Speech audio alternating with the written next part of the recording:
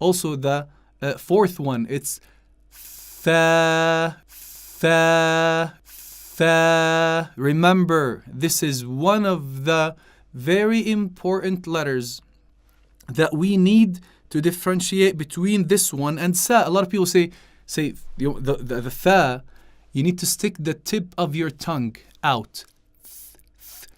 Tha. A lot of people have heard this before.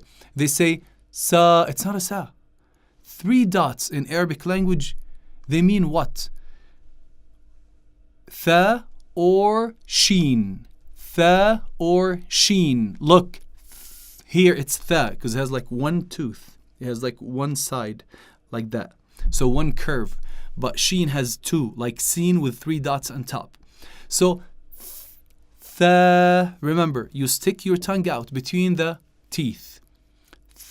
Let's say it together. Let's try this together. Tha, tha. Good job. So we have alif, could be both, light, heavy. Ba, light. Ta, light. Tha, light.